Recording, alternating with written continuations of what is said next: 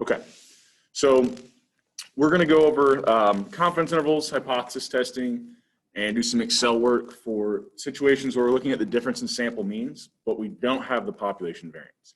So this is really similar to one population where we said, you know, we start out with a scenario where we somehow know the population variance, but if we don't know the population mean, how do we have the population variance? A lot of the times we don't, right? It's only in these unique situations where it's like, we know something about the production process, or more often than not, all we have are sample variances.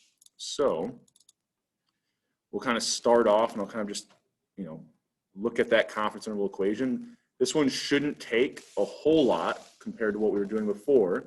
When we were looking at the difference in sample means, it's just now all we have are sample variances. So it's the exact same formula. It's just that instead of population variances, we plug in the sample variances. Well, because we're using sample variances, we know that we should be using that student t distribution. So it's just like one population, right? If we only have sample variances and we're looking at sample means, or the difference in sample means, we only have a sample variance, student t distribution, okay? It's the same idea that we're looking up that t value now that gives us alpha over 2 on either side of our confidence interval. So, the process is going to look very similar as when we're doing this with one population, with just a couple more moving parts. Now, one problem becomes, what's our degrees of freedom? So before it was simply n minus 1, right? The sample size minus 1. Well, now we have 2 sample sizes. So do I add them together and subtract 1? Do I add them together and subtract 2? It's a little bit more complicated than that, because when we have 2 sample means, right? If they have different sample sizes, they're technically coming from different student t distributions. So it's almost like the one that we should be using is going to be some type of like weighted average of the 2 student t distributions, if you want to think about it that way. So it's a little bit trickier because the ratio of the sample sizes matter, but also the sample variances matter, because that's where the divided by n minus 1 is. So how many degrees of freedom should we use, right? All of them.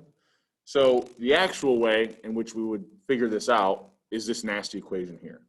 So the only time in which you may be expected to use this equation is on that Connect homework, right? Because you've got enough time to kind of plug things in and get this to work out correctly. If you're having some issues with that, you can let me know. But I won't expect you to use this on the Excel or on the exam, right? Because really this is just, it's very easy to make a computational error here. Now, once we get it entered into Excel, and once we get this, once we had all the numbers plugged in, it's not terribly bad, but I'm not going to kind of test you on this on the final, because this is really just, a more difficult kind of computational, it's just plugging the numbers in. I don't want you to get it wrong because you had a parentheses in the wrong spot, right?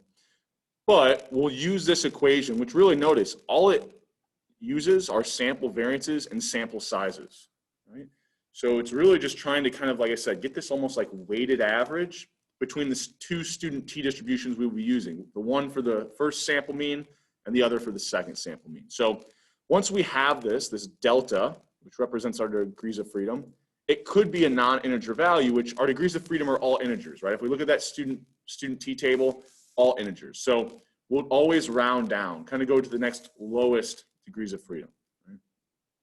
But like I said, on the exam, on the Excel, I'll be giving you this assumed true degrees of freedom, or I'll calculate it ahead of time for you. Okay? So what are our steps going to be? Well, it's identify everything that we were before. It's just now we have sample instead of population variances. Instead of looking up a z value that gives us alpha over 2 on each side, it'll be a t value. We have kind of another step now, which is really to get that t value, we need to know our degrees of freedom. But like I said, I'll be giving you this. You kind of assume true degrees of freedom, or what the calculation would be. So once I have that degrees of freedom, I can find that t value. And then it's just a matter of getting everything plugged in, right? Like we've got our sample means, we've got our sample variance, sample sizes. Once I have that t value, right, it's just a matter of plugging things in there.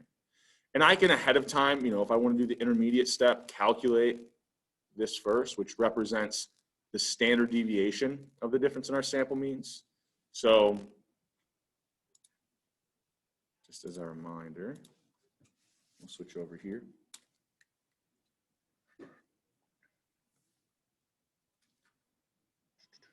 So when I'm thinking about building this confidence interval, the statistic I'm interested in is this sample difference, right? The difference I found in sample means. I then need to go a certain number of standard deviations to the left and the right, right? This is kind of represented by my t-value.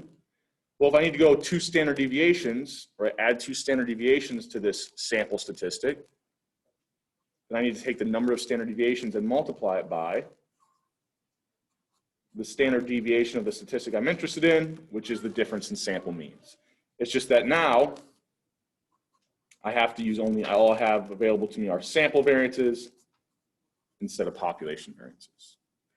So I can go ahead, if I want to, calculate this intermediate step, or I can do it all at one time. So the kind of setup of this really hasn't changed much at all from what we've been doing. So we'll look at one where we've got texters and non-texters. Okay? So we'll work through this example together, kind of building a confidence interval for what the true difference in response time is between those who are texting while driving and those who aren't texting while driving. Okay? So we've got kind of all this information given to us. I mean, really, to kind of start out, I'll just kind of write this down so when we go to the dot can, we have everything. I've got my non-texters, and I had what? How many of those? So the sample mean for non-texters was 1.3 seconds. Sample variance for non-texters was 0.16, and I had 49 of them. I then look at kind of the mean for those who are texting. That was 2.36. Sample size was, why am I not seeing this, 64. And the variance of those texters was 1.44. Right? So if I want the 90% confidence interval, my alpha is going to be what value? It's the area outside my interval in decimal form, so alpha here should be 90% confidence interval, 10% is outside the interval in decimal form, 0.1. Okay? So I've now got everything that I need to kind of go ahead and work through this problem. Right? So the first thing that I'm going to need to do is figure out what my degrees of freedom is. Okay? So we're going to kind of give that to you ahead of time. So if I plug everything in, I get a degrees of freedom of 80. Right? So when I'm writing out this delta, this really just represents our degrees of freedom, which if you were to plug all those values in, you get 80.39. You then round down to that degrees of freedom of 80, right? Kind of erring on the side of caution, going to a lower kind of degrees of freedom. So, this is the step that I'm not going to expect you to do on the exam. I'll give you kind of assumed true degrees of freedom. Once you know that it's 80 though, what you're looking for, if I can get this out of the way, there we go, is at my degrees of freedom of 80, right? What's the t-value such that if I were to go a certain amount to the left and the right, I get total of alpha outside my confidence interval, or alpha over 2 on each side of the interval. Well, my alpha was 0.1, so 0.1 over 2, 0.05 at a degrees of freedom of 80. So using that, right, I'll go to my student t distribution, and I think that I might have accidentally closed out of it. I did. So let's go back here and open that up. Okay. So we go to that student t table. We want 0.05 in each side. And we scroll down all the way to our degrees of freedom of 80. Quite a ways down there. 1.664. Okay. So 1.664 is going to be our t-value, right? Now the positive and negative sign are kind of already built into our confidence interval equation. So really, when we go to plug this in, we'll just use the positive value, right? Because that positive and negative sign are already in that lower and upper bound equation. Okay? Well, at this point, right, once I have that t-value, now it's just a matter of plugging things in. We've got that confidence interval equation. It's just a matter of getting everything plugged in correctly. Okay? Any questions over any of the steps here? So thinking about interpretation of this confidence interval, we get negative 1.33 and negative 0.79. Okay.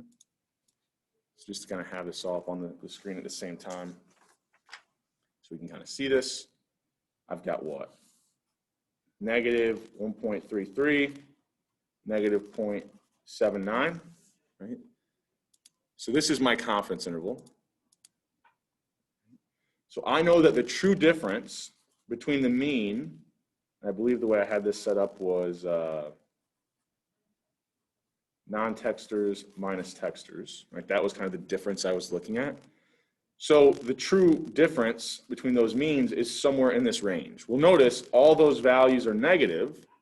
So what can I say about the difference in response times, or what does this allow me to say? If I'm looking at the difference in response times and they're all negative, what's that telling me? The only way that this difference is negative is if what? The mean response time of texters is greater than the non-texters. So because I can say with, what was this, 90% confidence, that the difference in response time has to be a negative value, then I know with 90% confidence I can say that the response time of texters, the average response time of texters is greater than the average response time of non-texters. Okay? Right? Because the only way that this is less than 0, if I just rearrange things a little bit, I added this to both sides, the response time of texters has to be greater than the response time for non-texters. Okay? So that's kind of the usefulness of this confidence interval, right? We can now make a statement that, like, with 90% confidence, I know that the response times of people driving while they're texting is slower, which is a bad thing. Right? Any questions on this? So then, kind of always mentioning, these movies. So Office Space, once again, I think I've probably used memes from this before, but if you haven't watched it, you should all watch it. It's hilarious. But yeah, it just allows us to kind of, make a pretty powerful statement. Okay. Oh, question. How do you determine what is X1? So when it comes to looking for these, like the difference, because obviously, if I set this up differently, where I was looking at like texters minus the non-texters, well, then I'll say with 90% confidence that that difference is positive. Well, it would still lead to the same statement, right? Because if I've got this set up so that I'm now thinking about texters minus non-texters, what I'll end up finding is that same range, but positive values. Because if this is positive, what it's telling me is that the mean response time of texters is greater than non-texters, which is really the same thing. So ultimately, it doesn't matter how it's set up in terms of when you're answering a question or you're solving these problems. Well, then it does, right? Because you'll find the exact numbers, but negative, right? So anytime we're looking at these difference problems, oops, let's go back here. Notice it's kind of set up for us, right? I'll let you know what the first group should be. If for some reason there isn't notated on the Connect homework exactly, whatever you're saying, what's the difference between this and this? And kind of always like the first thing it says is group 1, second thing it says is group 2, right? So what's the difference between non-texters and texters response times? We would write it out like this, right? But on the exam, things like that, I'll actually give you, I'll spell it out like this. So notice in this next example, what is happening? All right, there we go. So notice in this next example, I kind of set it up, take brand A minus brand B. Okay. Any other questions before we keep moving here? Okay, so we've got, gosh, what is happening? I might have to reopen this file or my mouse is going wild. Okay, so let's go back here. Let's see if it works for now. All right. So let's say I've got 2 different brands of nicotine, and I'll go through this example a little bit quicker, but brand A, brand B, I've got my 2 sample sizes, my 2 sample means for the nicotine content, and then the sample variance I found as well. Well, if I've only got sample variances and I want to build a confidence interval for what the true population mean difference is, I know I'm going to have to use the student t-distribution. If I were to plug in my sample sizes and plug in my sample variances into this equation, what I'll end up getting is a degrees of freedom of,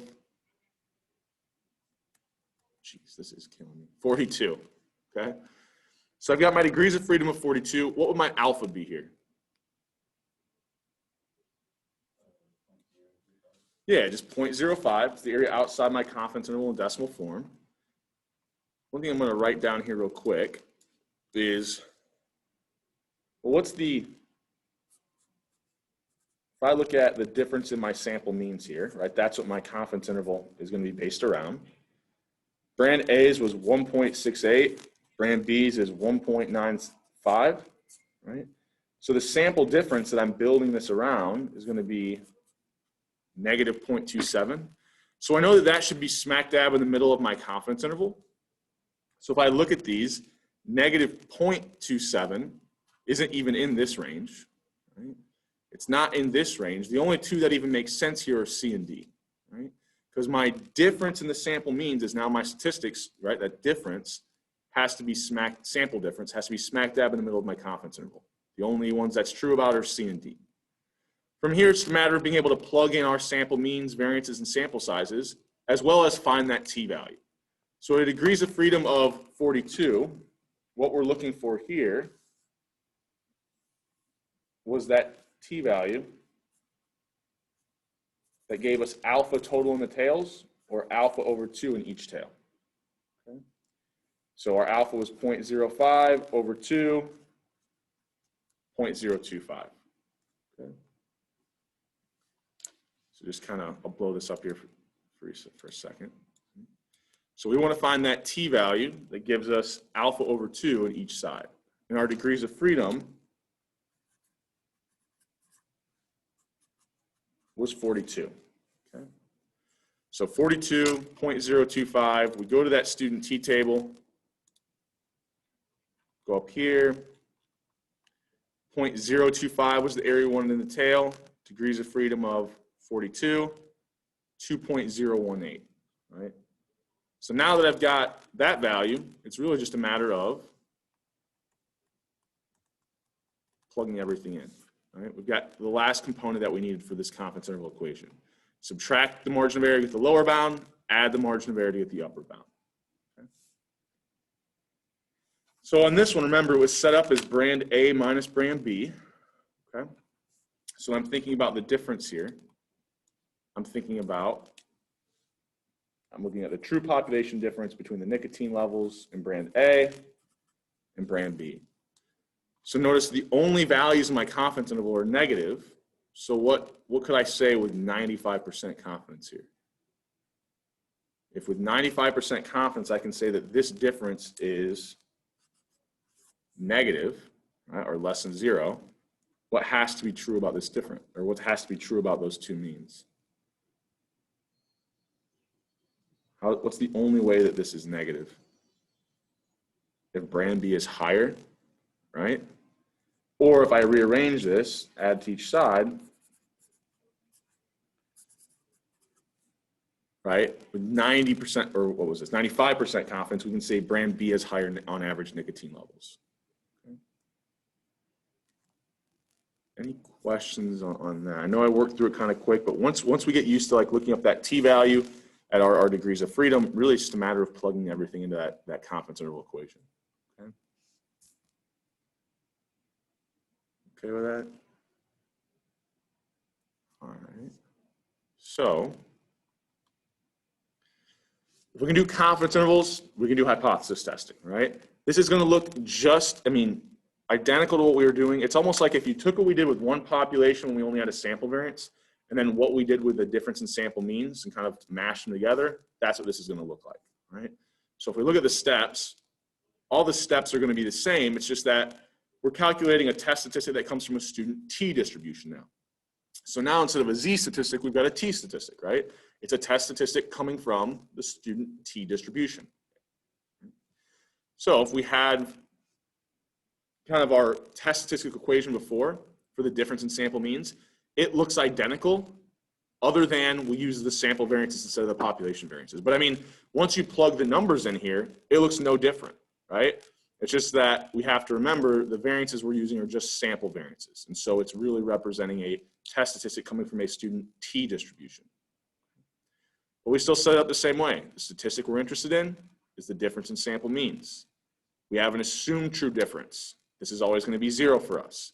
We then divide by the standard deviation of the statistic we're interested in. So kind of remember with confidence intervals, we said this represents the standard deviation of the difference in sample means.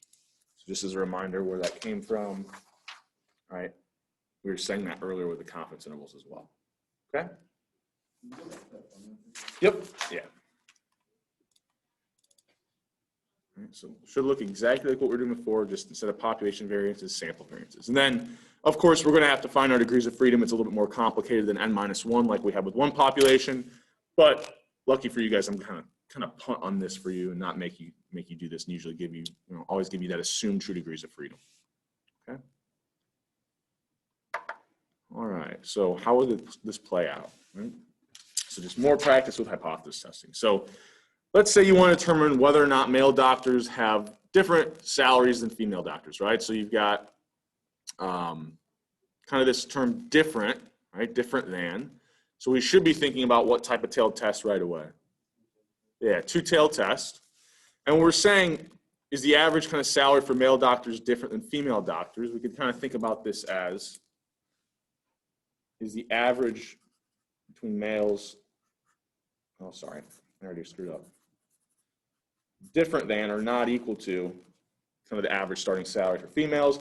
If we want to set this up as a difference, what we're really saying here is the difference between them anything other than 0. So this is what we're testing for. So this becomes our alternative hypothesis, right? I didn't leave myself a lot of room, but the null then just becomes, we assume the exact opposite, which is that it's equal to 0. Okay? And you don't have to write it out like this and then kind of subtract this from both sides every time. If it's easier for you to think about, well, I'm just testing to see whether or not they have different salaries. Well, if they have different salaries, then the difference between them should be something other than 0, right? Or not equal to 0. Because the only way it's equal to 0 is if they have the exact same starting salary. Okay?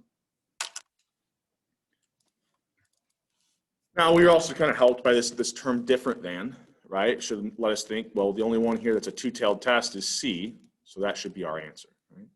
And I've already told you, whenever we're looking at these differences, I'm always going to keep it so that the difference is, assumed true difference is 0. So it should have been known kind of A or C, and then this term different than would have helped us figure out it's C. But that lines up with what we want to test for in our alternative hypothesis. So we've got a two-tailed test. We've got both groups sample means. We've got both groups sample variances. We've got identical sample sizes. So we had 41 male and 41 female physicians. From here, we just got a little bit more work to do.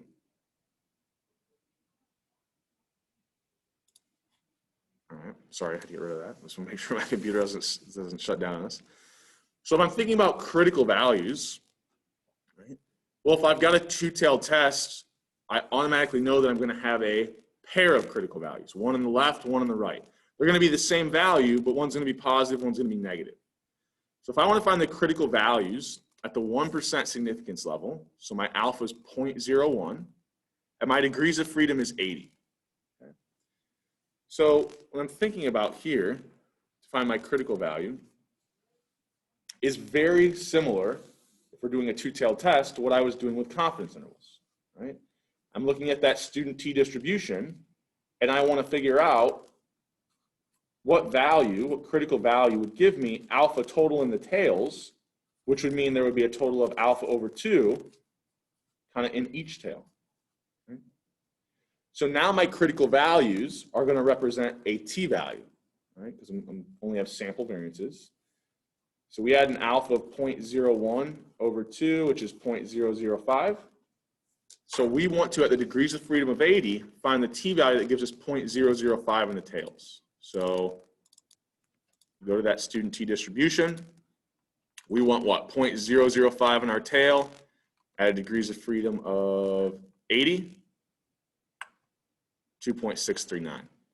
Positive and negative, right? Because we've got two tails now, right? Both sides, there's evidence that could go against the null. It doesn't matter if I see a difference that's positive or negative. As long as it's something other than 0, it's going to go against the null here. Okay? So now I've got my critical values, or my critical values for this two-tailed test. So I could think about, I'm just going to plot these kind of down here. So what, negative 2 point, what did I say this was, 639, and then positive 2.639, and kind of think about my rejection regions going into the kind of the tails there. So if my test statistic falls anywhere in this rejection region, I can reject. If it doesn't, I fail to reject. So the next thing I need for the critical value approach is, what's my test statistic? Well, if we looked at that test statistic equation, right, one thing that we'll see is that, I'll write it out for you. I think that might just be easier. So if we have our test statistic equation, it's going to look something like this. So we're going to take the difference in sample means,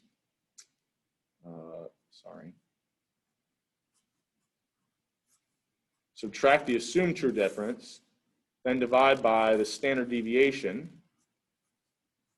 of the difference in our sample means, which we know is equal to this guy. Okay. So if this represents a standard deviation, the denominator should always be positive. If my assumed true difference is 0, well then I essentially can ignore that. So if this is positive, the sign of my test statistic will always be whatever the sample difference I found was. Okay? So if we go back, if I think about group 1 being my male physicians, group 2 being my female physicians, I found a sample difference of, what, 174,000 minus 141,000? So what, 33,000 was that sample difference that I found. So I know my test statistic should be positive, right? Because I found a positive difference here. So I know it's either going to be A or C. Okay? A seems a little wild, but theoretically still possible, right? There's a really high test statistic to be 23 standard deviations away from the assumed difference. So just a reminder of what we're doing here before we go too much further into it. If I'm thinking about the distribution for the difference in my sample means, because I'm using sample variances, it's going to have a student t distribution. I'm thinking about the assumed true difference that I'm using is 0. Remember, we said this could almost represent like our sample difference. And the sample difference we found was 33,000.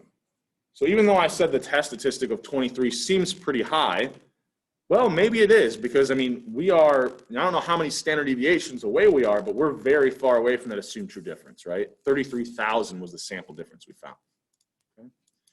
Well, now at this point, it's really just a matter of getting everything plugged into that test statistic equation, right? The assumed true difference is 0, so that kind of drops away. Once we plug everything else in, we actually realize, oh yeah, this does have a really high test statistic.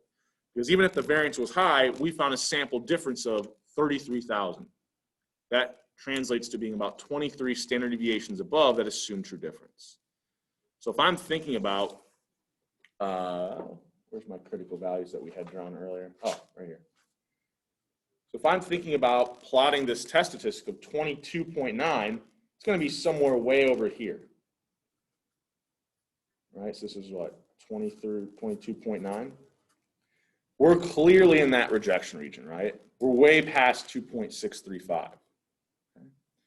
Now, so what we're saying is we can reject the null, which the null was that difference was equal to 0, which kind of makes sense. If we're assuming that difference is 0 here, we're saying that male and female physicians make the same amount, and then we look at the sample means and we see a difference of 33,000, well, yeah, we're probably, that's pretty strong evidence that the difference isn't 0, right? That there is, in fact, a difference between male and female physician salaries, okay? So kind of identifying maybe, discrepancies from, in salaries via gender, or kind of whatever trait we're looking at, doing this t-test is a way we can do that, or the student t hypothesis test. Okay? Any questions on that before we keep moving? All right. So if the, alpha is 0.1, it doesn't really matter what alpha is here, right? We've got a test statistic that's going to be greater than any critical value, right? but I always thought this was a great meme. So I got 99 problems, but rejecting the null isn't one if you have a test statistic is as high as 23. Right? It doesn't matter what alpha is, okay? All right. Is there anything else I want to say here? Oh, one thing we didn't say. If I asked you for the p-value here, what would you tell me the p-value is?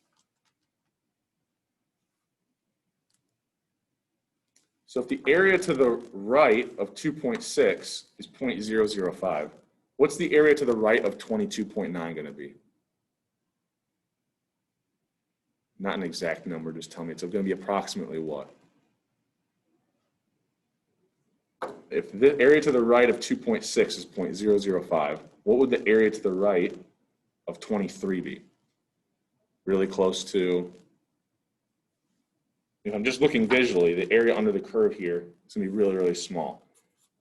So my p-value is going to be approximately 0, right? If the area to the right of 2.6 is 0.005, if I just keep going out all the way to 23, well, now the area to the right is going to be really, really, really small, right? Or approximately 0. Now, it's a two-tailed test. If this was a test statistic that was a little more reasonable, we would say the area to the right is approximately 0, but remember, that's only half my p-value, so I technically would have to multiply it by 2, but approximately 0, multiplied by 2 is still approximately 0. That's kind of a weird one, right? But if we find a test statistic that extreme, we know that it's going to be really close to 0. Now, if we use the table, we can't say exactly what it is. We know it's going to be less than 0.005 in each tail. So all we could really say is that the p-value is going to be less than 0.01. How much less? We don't know unless we use something like Excel. Okay? All right. And thank you you got that right. I should have looked at the chat earlier before I was waiting. Okay, so we're going to go through an example, and I'm going to show you how we would implement this in Excel. So let's go back to that blank file that we've been working off of. So we had all the work that we had done on the South data sheet. So let's go over to the female data sheet. We see we've got, did I do BMI here? I think I did. So I've got height, weight, BMI, and then I also have a variable of whether or not the individual is white or non-white. This is just a large survey that was given. I think it was like 1,400 people, and they follow them across time, but here's their BMI, right? So I broke this down into, this sheet only has females, and then this sheet has only the males, right? So I found the sample mean for kind of female BMI. I found the sample variance, var.s, of female BMI, and I found the sample size using that count function, okay? So I got a pretty big sample here, which if I have a really high sample size, that means it's going to be easier for me to reject the null, right? Because it's going to kind of tighten up my distribution so that it's not very likely I'm seeing values that are far away from the true population difference this time, okay? So over here on the male data sheet, right, I can find the mean of male BMI, Control Shift or Command Shift, and then the down arrow on a Mac. Sample variance, var.s, of this BMI variable, and then sample size. Hopefully we're getting used to that I use just the count functions. So I noticed on some of the Excel, since all those I do have graded now, so your grade should reflect everything that we've done up in this class up to this point on Canvas, everything weighted kind of appropriately. But I noticed a lot of people on the last Excel homework doing the count function. Some people use like a count if, or some people used a count something else. All you need is just the count function, right, to get the sample size. It just counts the number of cells that have any data in it. So to get the female data on the same worksheet, just so I don't have to keep flipping back and forth, I'm going to go click on that sample mean that's on that female data worksheet, hit enter, sends me back, and I can copy this down, and it updates the cell references accordingly. Notice this one goes to L3, this one goes down one to L4, but it still keeps pulling it off of this female data worksheet. Okay, so I've now got my sample means, sample variances, and sample sizes for both of these groups, right? Population 1, population 2. So similar to what I just did here, and I should have pointed this out. I can do this here real quick. So notice these weren't showing up as anything before. I'll show you in a second what they look like, but this is how I would set up the Excel assignment, right? So if you look at that, I think it's the third question on the Excel assignment. It might be the second, I can't remember the numbering. But the one in which you only have sample means and sample variances, the Excel assignment has the functions for the degrees of freedom already built into it. So it's gonna look something like this, where like when you start it out, this can't calculate it because it needs all these cells to be full. So once I filled all those in, notice here's that degrees of freedom formula just entered into Excel. So I'm just having Excel be my calculator. Once I know that I have this set up correctly, I can just copy and paste this and just have the references kind of stay where they're at. So I'll hit enter. We then had to like push it down to the next lowest integer. There's a function in Excel for that called the floor function. So it just pushes everything down to the next kind of lowest integer. So now we've got our degrees of freedom right here. So on the Excel assignment, it'll be a similar idea where once you fill in the means, variances, and sample sizes for the two groups, it'll calculate that degrees of freedom for you. Okay. So now that I have this degrees of freedom, I can do things like build confidence intervals, right? So what am I going to do? Well, I'm going to look at that confidence interval equation. And we had it written out earlier, so just that's our test statistic, sorry. Right? We've got this confidence interval equation. Well, we just found our sample means, sample variances, and sample sizes. Once we get that t-value that gives us alpha over 2 on each side of our confidence interval, it's really just a matter of entering this equation into Excel and let Excel be our calculator. Right? So we'll kind of leave this up over here on the side for right now. So how am I going to find that t-value? Well, if we go back and remember what we've been doing the last couple classes, when we're building confidence intervals for proportions or examples where we had the population variance, we're using that norm.s.inv function. And then we're saying, okay, we know the area in our tail is alpha over 2, right? Each tail, it's alpha over 2. Give us that z value. Well, now we're using a student t distribution, right? So instead of the norm.s.inv, we use the t.inv function. We're going to tell it here we want alpha divided by 2 in each tail. But I forgot to tell it the second thing. So comma, alpha over 2, comma, what's the degrees of freedom? Well, I just have that in this cell up here. Okay? So t.inv, tell it the area I want in the tail, then tell it my degrees of freedom. Yeah.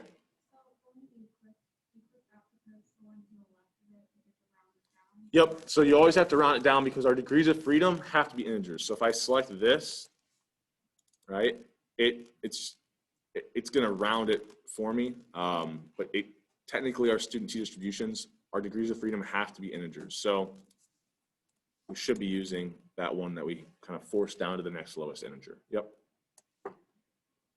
So one problem is, just like with this norm.s.inv, is it's always looking at the left side of the distribution. We said our lower and upper bound equations already build in that positive and negative sign, so we just want to take the absolute value of that. All right, we just want to drop that positive sign.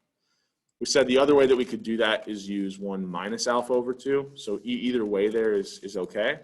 But then once I have that, if I try to copy this down for the next two, what's the problem? Well, I want alpha to keep updating, but I want that cell reference for my degrees of freedom. That's always going to stay in the same place, so I'm going to freeze that cell. Okay? Freeze that cell reference. I'll then copy this down, and now I'm good. Okay? Now, one thing I'll point out is we're looking at the same alpha values here, right, as we were in previous examples. So notice 1.64509. When we're using the standard normal distribution, is a little bit different, right? Even with the degrees of freedom as high as we have, the z value is still going to be different than that t value, okay? Any questions up to this point? All right, so here it's really just a matter of getting this entered into Excel, have Excel kind of be our calculator. So I'll take my, actually, what tests have we already done? We've done, I changed this one into so I had a right-tailed, I had a left-tailed. I guess I'll do a two-tailed test, even though we've already kind of done a couple of those today. So let's go to the male data. Oops. So let's do a two-tailed test eventually, but just kind of thinking ahead of time. So we'll take male. Why is this doing this? Here, let me get out of this real quick. I think it's because I started moving around on worksheets. So we'll take the male mean minus the female mean. So that's the difference that we're looking at. Group 1 will be males, group 2 will be females here. For the lower bound, I'll subtract that t-value multiplied by, and here I can enter this all in at one time, or I could have calculated this ahead of time. Okay? I've showed you in the other two examples how you could calculate this ahead of time. So in this one, I'll just enter it all in at once. So the square root of each sample variance divided by its sample size, and then we'll have to add in the second group's sample variance divided by that group's sample size. Now, the reason why it's a little bit easier doing the intermediate step is because now when I copy this down, if I want to try to copy to build my next two confidence intervals, I need everything to stay the same except for this t-value. So I just have a few more things that I'm going to have to go through and freeze those cell references. So remember F4 or Command T on a Mac after I highlight them. Now, I'm going to keep using the same sample mean variances and sample sizes, but when I copy this down, it's going to use the new t-value or the new number of standard deviations away that I want to go. Okay. So I copy this down. Good. Right. I'm then going to highlight my lower bound equation. I'm going to copy it, hit enter to get out of the cell, and go over and paste this. Right. The only thing that's going to change is I'm adding instead of subtracting my margin of error. Once I do that, I copy this down, and I'm done. Right. Now, one thing to kind of point out here is another error that I saw a lot on the last Excel. If you just copy this over, notice I'm getting a different value, and that's because it's now using like a blank value here, right? So the process of like going into the cell, highlighting, copying, and then pasting, that's going to make sure that none of those cell references can update. You'll get the exact same equation, and then it's just a matter of changing that negative to a positive sign, right? Adding instead of subtracting the margin of error. Okay. Any questions at this point? You want to see a cell again, or I mean, it's really, really similar to what we were doing before. It's just the only real difference is we use t.inv instead of this norm.s.inv. Okay. So if I'm looking at these confidence intervals, before I even do this hypothesis testing, if I do a hypothesis test for a two-tailed test, I kind of mentioned last class, this matches up with our confidence intervalue. So if I'm going to look at this assumed true difference of 0, which of these confidence intervals do you think that I will end up rejecting this assumed true difference of 0 for? So if I look at this first confidence interval, is 0 in that confidence interval? No. So if I do a hypothesis test, a two-tailed hypothesis test for the value of 0, I should end up rejecting. It's not in the confidence interval here, so I should end up rejecting again. So at the 10 and 5% levels, I should be rejecting. When I look at this 99%, or this, sorry, when I look at the 1% significance level, or kind of like 99% confidence, well, 0 is in that range. So when I do a hypothesis test for it, I should fail to reject at that 99% level. But we can actually go through the hypothesis test and make sure that what I'm telling you lines up, right? So the first thing that we're going to do is just find our test statistic. This is just a matter of using Excel to be our calculator, okay?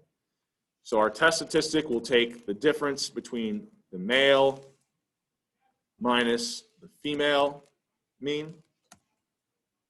We can subtract that assumed true difference of 0, even though it doesn't really change much. This is kind of making sure that, you know, we're just being real to the letter of the law here.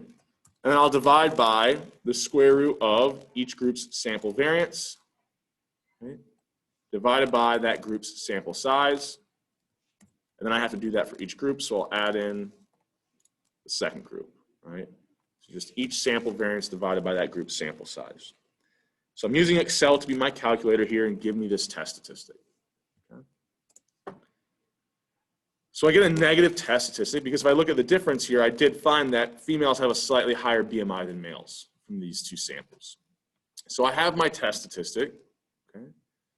How can I find my critical values? I'm going to decrease this image so I can actually get into this cell here. So if I want to find the critical values here for a two-tailed test, really what I want to do, let me minimize this. So for a two-tailed test, what I'm thinking about is I'm looking at that student t distribution, and I want the t-value that gives me alpha over 2 in each tail. Okay? So these t-values represent my critical values that give me alpha over 2 in the tail. Okay? So I go back and I look at what did we do before. Well, when we wanted to find things like, where is it, critical values, I was using that norm.s.inv because I knew the area in the tail and I wanted to find the z-value. Well, now I know the area in the tail and I want to find the t-value. So I'll, instead of using norm.s.inv, t.inv. What's the area that I want? Well, I don't actually know if I specified here. So I guess this is going to be an issue. So let's do, actually, let's build 3 confidence intervals. We'll change this up a little bit. So I'm going to move this guy over here just so I have a little bit more. Oh, why did it do that? Because this is technically in that cell. Go up here. There we go. So I'm going to find my 3 critical values, and I'm going to do so for alphas of 0.1, 0.05, and 0.01, just so we have all 3 of them. Okay? So instead of norm.s.inv, t.inv, the area I want in each tail, alpha over 2, comma, what's my degrees of freedom? All the way up here, right? And that should be good, okay? Now, once again, I'm looking at the left side of the distribution, so this is going to tell me some negative values. I also have to remember when I copy this down, I want that degrees of freedom cell reference. That's going to stay in the same spot, so I'll freeze that. Okay? So all I did there was kind of freeze that degrees of freedom. Now when I copy this down, I've got my 3 critical values. Now notice, these look identical to the standard normal values, and they're not identical, they're just very close because we have very large sample sizes, okay? Over 3,000. So they start to look really similar to those normal distribution values, which should be true, right? As our degrees of freedom gets higher and higher, these values start to get closer and closer to our standard normal distribution values in this last row in our student t table. So one thing I do need to make sure I do here is I have a two-tailed test, so I'm going to just indicate that if I take the absolute value, I know that I've got pairs of critical values, right? So I'm just going to kind of right next to this put positive, so I've got the negative and positive critical values for this two-tailed test. Okay. Any questions up to this point? So if I'm thinking about what I just found for this two-tailed test, and I'm going to kind of try to get this right. So we got what? Negative 2.57, negative 1.96, negative 1.645, and then I would have the same values over here on the right-hand side, but positive. My rejection regions, kind of drawing those arrows into the tail. And I got to think about these correspond to the 1%, 5%, and 10% level. Okay?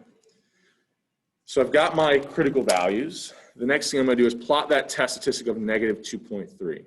Right? So just to make this a little bit bigger if you're trying to kind of follow along. So negative 2.3 is going to be somewhere over here. Right? So my test statistic of negative 2.3, I think it was 6, is in the rejection region at the 5% level, so I reject. It's in the rejection region at the 10%, but it's not quite in the rejection region at that 1% significance level. So just like I said with the confidence intervals, we should have ended up rejecting for a two-tailed test at the 5 and 10% level, but not at the 1% level. And that lines up with the confidence interval because the only confidence interval that included this difference value of 0 was that 99% confidence interval, where alpha was 0.01. Okay. Any questions on that? Okay with that? Let me check the chat. Yep, so it should be up there. Oh, let's make sure that it uploaded. So this is the one, but it doesn't have what we did today, so I'll re-upload it. It'll look like it's the same file, have the same name, but it'll replace the old one with whatever we have done today. Yep. I mean, it'd be pretty mean if I didn't. But so we've got our critical values, we made our rejection decision, but we can also use the p-value approach, right? So how can I find my p-value? Well, my p-value is going to be the area that's more extreme, and in this case, that means the area to the left of my test statistic, right? So this will be my p-value, but I could have found evidence that was equally as far away from the assumed true difference on the other side for a two-tailed test, and anything in this range would have won against the null hypothesis just as much. So this is only half my p-value in that one tail, so I'll need to multiply it by 2, right? So how do I do that in Excel? Well, I've got the value of I've got the t-value, and I want to find the area to the left of it. So instead of norm.s.dist, I'll use the t.dist. Okay. Here's my test statistic, comma. Here's my degrees of freedom. And then just like the norm.s.dist, we'll always put comma 1 here to give us the area to the left. Now, I also said that's only half of my p-value, so I also need to multiply it by 2. So 2 times that. Okay? Any questions on that? Okay, so I've got my p-value. I could have also used this function, and this helps a little bit, but I'll show you kind of an error with it. What is L6? Oh. So L6 was just my degrees of freedom, right? So we tell it the t-value or our test statistic, comma, what degrees of freedom is it, so we know which student t-distribution to use, and then comma 1, just tell us the area to the left of that test statistic. Okay. Hopefully that answers the question.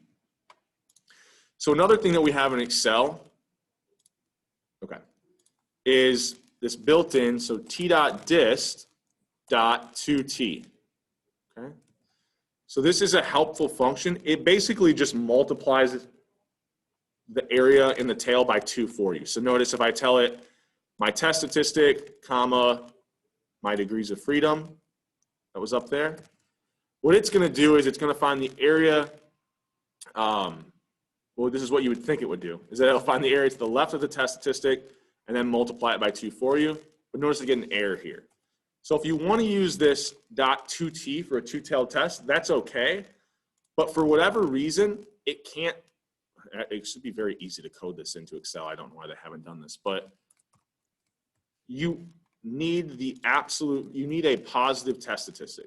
So you need an apps to take the absolute value if your test statistic is negative. Once I do that, it'll find the area in the right tail and multiply it by 2, which is fine because the area in the right and left tail should be the same, right, for these two-tailed tests. So we do it that way. Now we get the same thing, right? So I don't know. I don't usually like to teach this too much because it black boxes a lot more, and you have this issue that if your test statistic is negative, for some reason they haven't coded up in Excel how, that it could recognize it's negative and then just take the absolute value for you. But also this really helps kind of when you're doing it by hand to really let you know, like, oh yeah, I'm finding the area in one tail, I need to multiply it by 2, right? It's kind of doing that behind the scenes if you use that .2t. But if you're okay with it and you understand it, that's okay. Any questions up to this point? Okay with that? So I'll show you another way of finding the p-value in Excel. And when it comes to the Excel assignment, on the first portion, I want you to find it I'm going to ask you to find the test statistic, the p-value, not using the t.test function, right? I'm going to have you do it this way. I'm then going to have like another question that says, how would you find it, or find the p-value using the built-in t.test? So a lot of, if you get to some of these upper level courses, you'll start talking about t-tests. This is really what a t-test is, right? They don't call them z-tests because it's very uncommon we have the population variances. Usually all we have are sample variances. So there's this built-in t.test in Excel, okay? So the first thing you're going to do is select what your first array is. So our first group was males, right? So I'm going to select the male BMI variable. So I select that entire thing, right? Unfortunately, I scroll all the way back up so you can see what's going on here. I basically just selected that male variable. I'll then put a comma, and then I tell Excel the second group's variables. So female BMI, but female BMI was on this different sheet. So I can go to that sheet, select that variable, okay, put a comma, then you'll go back to the male data worksheet. Whenever I'm in a function and I start switching sheets, it starts referencing those. I don't need that reference since I'm already on the male data sheet, so I'm just gonna get rid of that. Now, if this data was on the same worksheet, that might have been a little bit helpful, but it wasn't. So I've told it the first group's variable, male BMI, second group, female BMI. Then the third thing, so, oh, why did it make that so small? There we go. So the third thing is going to be the number of tails. Well, we had a two-tailed test, right? And then I'm going to put a comma. And then it says, well, what type of t-test do you want to do? Well, there's a couple different kinds. We haven't talked about matched pairs yet. I'll probably save that for next Tuesday's class. But if we did have a matched pairs example, we would tell it type 1. The only other type we're going to use in this class, and I'll say this, and someone on the Excel homework will still put this number in, but the only kinds we're going to use is this type 1 and this type 3. So you should not be using a 2 as the last argument of this t.test function for this class. That would be an example where we had two sample means and we somehow know they have equal variances. Well, that seems 1 in a million shot. So we're rarely ever going to use that.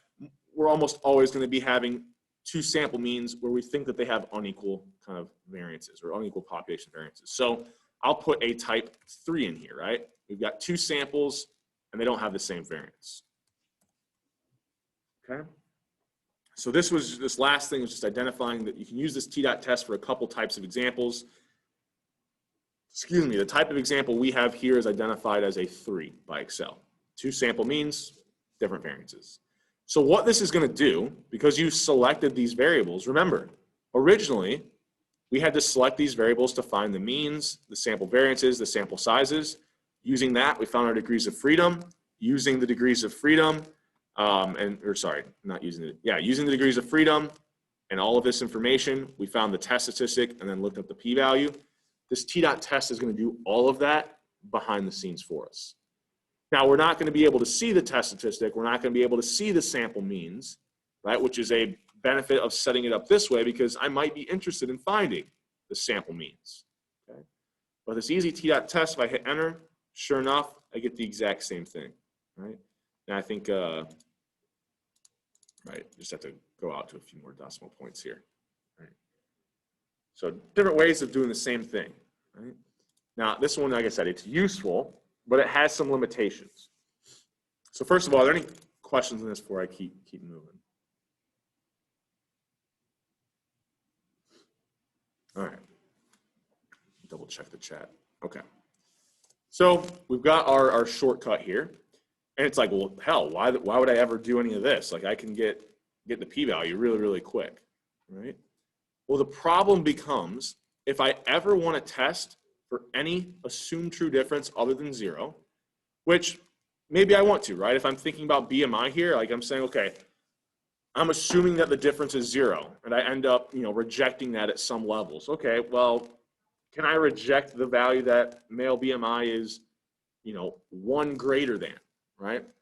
So if we start to think about some of these assumed true differences, and I won't do this on the exam, but moving forward, like out of this class, I would want to think about this. So before, really what I was saying is the difference between male and female BMI, is it anything, is that difference equal to 0, right? I might also want to say, okay, is that difference, I don't know, maybe greater than 1? Maybe I'm doing a one-tailed test and I want to say, is this difference greater than 1? Which what I'm really saying here is, if I rearrange this a little bit, is male BMI 1 point greater than female BMI? Right? So those are very realistic things to do in certain situations. So I might not want to use an assumed true difference of 0. So what happens if I change this to something like, actually, I think we have it set up here, so I'll do -1. Hit enter. Well, everything's going to change, right? Actually, it's not going to work because of the way that I have this set up. So we'll do +1. So let's say I had an assumed true difference of 1. Right?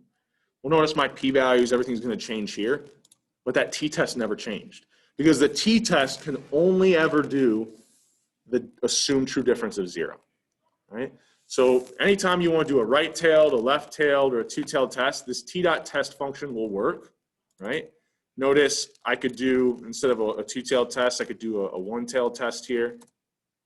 And the nice thing about if this t-test is, if you're doing a one-tailed test, it can it picks up the difference on whether or not your test statistic is positive or negative. And so like, it kind of lines it up with a right or a left-tailed test. So that's useful. But notice, it doesn't matter when I'm changing this assumed true difference, my p-value, everything here, if I had built in some if statements with rejection decisions, those would update for any value that I want to do. But that t-test is never changing the entire time. Right? So it's useful, saves us a lot of work, but it also has its limitations. Okay? Questions on that? And also, just to be clear, if you're on the Excel assignment, it also doesn't work if you're, or it shouldn't work if you're doing proportions as well that have different sample sizes. Okay? So it's mainly for these sample mean examples where we only have kind of sample variances, okay? Not only sample variances, but this type 3 where they're unequal, okay? Any questions on this? And it doesn't work if you're, have sample means and population variances as well. It's solely set up to treat this as though it's coming from an example where you have difference in sample means and only sample variances. I won't go through this. I set up a different one where I was looking at the difference in proportions, and I don't remember how I set this up here. So F. Yeah, so I was looking at like the difference in our male and female proportions to see if one of them had more kind of white or non-white individuals in it, so that I make sure like if I'm comparing, it'd be the same kind of idea. If I was comparing BMI differences across races, well, if one of the races is composed of taller people or something, someone who's going to have potentially different BMIs, I want to make sure that there's no difference between my male and female sample there. So I was trying to make sure that the proportion of white males looks similar to the proportion of white females. So I set up another example where we're just looking at the difference in sample proportions. So notice difference in sample proportions here. So it's going to be very similar to the example that we worked through together over here on this South data sheet. Right? But just another example there if you're looking for a difference in proportion example. Okay. Any questions? You want to see a cell again, or just kind of discuss something else again from the Excel file? All right. So I know this is a lot going on. But just as kind of a reminder, I mean, we really are going to have the same follow the same procedure in all these confidence intervals and hypothesis testing examples. We've now got 2 new additional examples where we can use the standard normal distributions, right? Whenever we're looking at difference in proportions or difference in means with known population variances, those would have to be given to us. We can use the standard normal. And then situations where we are looking at the difference in sample means but only have sample variances, we're back to using that student t-distribution. Okay. But notice all the equations line up. Before where we used norm.s.inv, now we use t.inv. Before where we used norm.s.dist, we use t.dist. Right? So similar kind of format here. All right. What do I want to do? Are there any other questions from me over any of this, or just a general question? Any type of question about kind of upcoming events? Okay. So I'll get that Excel file updated up on Canvas. I will put up a online, or I might be nice. I won't give you guys an online quiz today. But what I do want you to do is try to start that Excel assignment. Try to start getting work on that done early. Next week, I'll likely post the 5th Excel assignment. I kind of already discussed this, how like really they're going to be overlapping assignments, but because I dropped your lowest score, if you can get that 4th one done and are happy with it and kind of happy with your first 4 scores in Excel, you really don't have to do the 5th one, right? Or maybe you're looking at the 5th one as we start to walk through that material, you think it looks easier than the 4th, and so you decide to do that one and not the 4th. Right? But I will get that out early. Next week we'll do matched pairs on Tuesday. That probably shouldn't take us the entire class. And we might start on linear regression and then really get the basics of linear regression out of the way on Thursday. And that's really what we'll then talk about following next week as well. And then we're kind of getting to final time. So start working on that Excel assignment, do that Connect assignment, that 4th Connect assignment as well. If you have any questions, reach out. I want to make sure you guys are getting as many points as possible. And other than that, there's no questions for me. I'll see you guys on Tuesday.